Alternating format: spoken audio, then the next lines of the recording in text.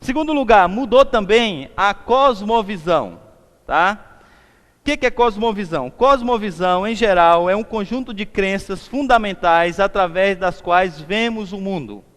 A palavra cosmovisão foi colocada, essa palavra surgiu por um filósofo chamado Immanuel Kant, um filósofo alemão que cunhou esse termo. É um termo alemão, Weltanschauung, que significa a cosmovisão ou percepção do mundo. Então, o que é uma cosmovisão? É a sua visão da vida e do mundo. Como você vê a vida e como você vê o mundo, isso se chama cosmovisão. A cosmovisão, ela mudou grandemente nos últimos anos. Ela mudou de forma drástica. A maneira como seu filho vê a vida hoje não é a mesma maneira como você vê a vida. Por quê? Porque a base das crenças mudaram.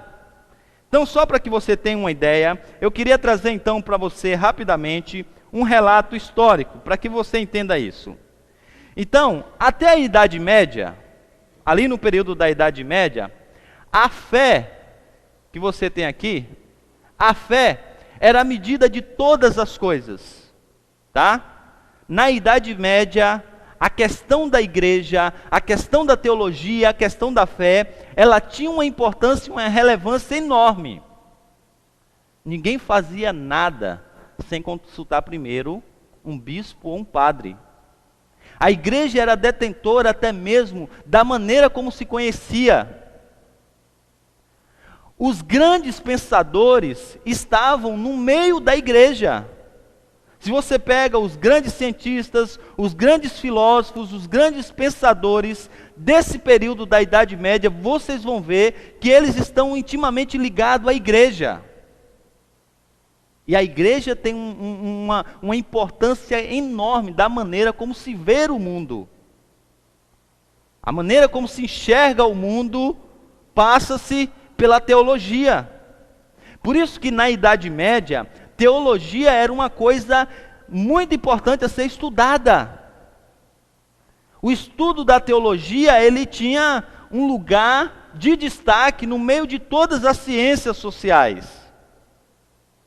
Não há como se pensar em se ser um bom cientista se não estudasse teologia. E tudo passava pelo crivo da fé. Tudo era explicado pelo crivo, passando pela fé. Entretanto, as coisas mudaram, as coisas começaram a mudar. E aí, na Idade Moderna, na Idade Moderna, a razão passou a ser a medida de todas as coisas, tá? Então, na Idade Moderna, surgiu um movimento chamado Iluminismo, principalmente na França. E o Iluminismo, ele colocou a razão ou o ser humano como supremo. Eles voltaram então a um filósofo lá dos primeiros séculos, que disse o seguinte: o homem é a medida de todas as coisas, das coisas que são enquanto são, das coisas que não são enquanto não são. Você não entendeu nada, não tem problema, é filosofia. Daqui a algum tempo você pergunta a Kaline, ela vai estudar filosofia e vai explicar para vocês. Mas o ponto aqui é o seguinte: a frase que você e a palavra que você precisa destacar é essa aqui: o homem é a medida de todas as coisas. Depois da Idade Média, irmãos, após a Idade Média, as eras que vieram, as idades que vieram, ela foi cada vez mais tirando a fé da visão do mundo. Eles entenderam que o homem ele estava tão evoluído que o homem ele por si só poderia dar jeito nesse mundo. E de que nós não precisamos sequer de Deus. Aí surgiu movimentos como, por exemplo, positivismo. A nossa bandeira é fruto dessa filosofia. O que está lá na nossa bandeira? O que está escrito lá? Ordem e progresso. Quem que vocês acham que colocaria no mundo ordem e progresso? O homem. É o homem evoluído. O homem ele tem condições de colocar ordem e progresso nesse mundo. Então, surgiu grandes pensadores, por exemplo, como Hume. Depois dele veio Kant. Kant chegou a dizer o seguinte, que o homem ele já estava na maioridade. Ele defendia a maioridade humana, ou seja, a gente não precisa ficar nessa infantilidade de querer estudar coisas religiosas. Quem que pode provar que Deus existe? Você já viu Deus? Você já teve algum contato pessoal com Deus? Não, sim, mas você acredita em Deus. Tá ok, que bom, isso é a sua fé. Eu respeito a sua fé, mas como cientista, a gente não pode estudar o que a gente não vê. O que a gente tem que estudar é isso que está à nossa volta, é o nosso mundo, dizia Kant. A gente não precisa mais dessa infantilidade que a gente viveu até a Idade Média, seguido pela religião, com essas coisas de fé. Gente, a gente evoluiu. Kant então disse que o homem era maior, já era um maior de idade, e ele precisava desvincular disso. Então, Kant trouxe ele foi um divisor de águas, porque ele chegou e ele colocou uma separação entre teologia e estudos científicos. Ou seja, a partir de então, a cosmovisão, que é a maneira como se vê o mundo, deixou de lado a fé. E isso aconteceu de forma mais drástica com esse filósofo chamado Nietzsche, que disse que Deus está morto. Se existe um Deus, ele está morto. Ele não está presente. A gente não precisa ser guiado por uma verdade que é só baseado em emoção humana, em fé.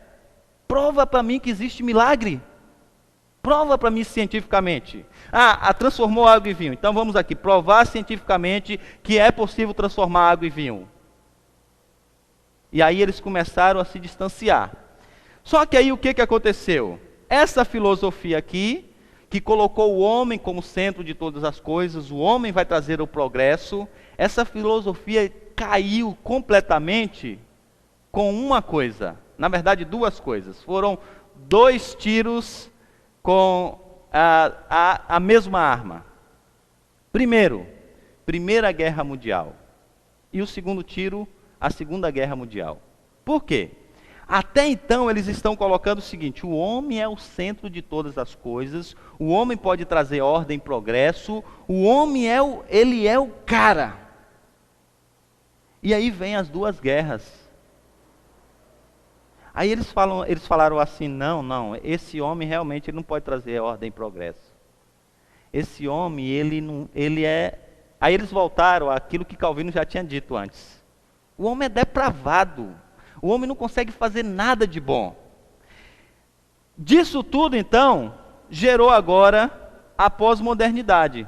Olha só a sequência lógica. Na Idade Média, a fé é a medida de todas as coisas.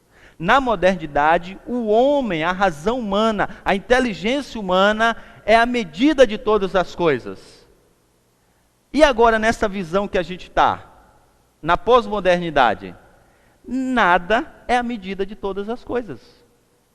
Ou seja, o homem se desacreditou em Deus. Por isso que o número de ateus aumentou grandemente. Só que ele viu que o ser humano também, ele não pode trazer progresso, que ele é ruim. Sobrou o quê? Nada. Se a gente não precisa pensar em Deus, mas se nós também não valemos nada e somos corruptos, então gerou uma geração totalmente perdida, gente. Por isso que hoje o mundo, ele está, em termos de visão da vida e do mundo, ele está perdido, ele não sabe para onde ir, ele não sabe para onde caminhar. E isso gerou o quê? Isso gerou isso aqui, ó. O que é fruto de tudo isso que a gente viu, e aqui é o que a gente vai colher. Então, a gente tem o hedonismo, que é uma parte dessa pós-modernidade, que é o prazer acima de tudo. Ou seja, pensa na lógica. Se não existe um Deus que é moral e que põe moralidade no mundo, a gente é livre para fazer o que a gente quer. Ou seja, o que importa é eu. Então eu não preciso de uma Bíblia, eu não preciso de uma verdade para reprimir o meu prazer. Então esse negócio de que sexo tem que ser antes do casamento, quem foi que disse isso? Deus está morto. Então quando você vai conversar nas escolas e nas universidades, quando você fala assim, sexo tem que ser antes do casamento, eles dizem, essa é a sua visão. É depois do casamento, não pode ser antes do casamento. Quando você diz que sexo tem que ser depois do casamento, não pode ser antes do casamento, ele diz, isso é a sua visão. Eu não acredito nisso. E a gente tem que ter liberdade. Além disso, você tem um relativismo, ou seja, se não existe uma verdade absoluta que é Deus, se todo mundo pode ter a sua própria verdade, não existe um princípio que possa reger nada, nem a educação.